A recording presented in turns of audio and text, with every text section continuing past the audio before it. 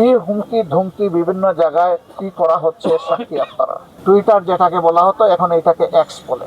দুষ্ট চক্র আমার এটা হ্যাক করে বাদের প্রতি অপমানজনক একটা কথা আমার এখান থেকে ছেড়ে দিয়ে এরা ডাকাত, এরা কাপুরুষ।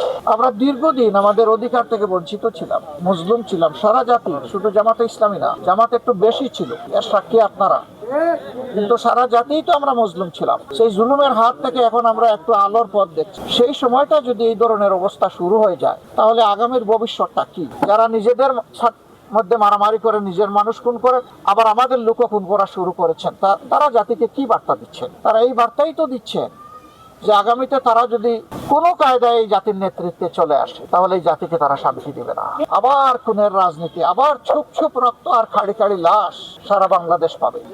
আপনারা কি এটা চান? আমরা একটা শান্তির বাংলাদেশ চাই, যেই বাংলাদেশের শিশু, কিশোর, তরুণী, যুবক, যুবতী, প্রৌঢ়, বৃদ্ধ, বৃদ্ধা সমস্ত মানুষ ইজ্জত এবং নিরাপত্তার সাথে থাকবে। বিশেষ করে আমাদের মায়েদের নিরাপত্তা নিয়ে আমরা বর্তমান পরিস্থিতির উপর শঙ্কিত।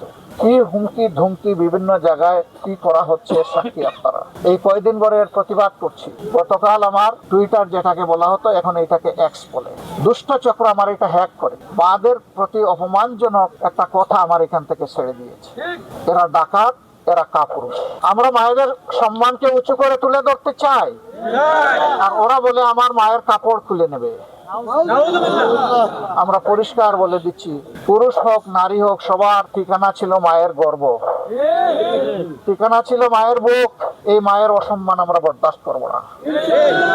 মাদের প্রতি আমাদের এই ভালো করতে চায়, জাতি তাদেরকে ক্ষমা করবে না। আমাদের কর্মকাণ্ডকে যারা ভয় পায়, যারা নীতি দিয়ে চরিত্র দিয়ে মোকাবেলা করতে পারে না, তারাই কেবল কুরুচিপূর্ণ এই সমস্ত জিনিসের আশ্রয় নিয়ে থাকে। দুনিয়ার মানুষকে বোকা ভাববেন না। আপনিও জ্ঞানী, কিন্তু মানুষও জ্ঞানী। সব মানুষ সব মামলতবাজি, সব ধরনের ধান্দাবাজি ধরে ফেলে, এটা সময় লাগে না।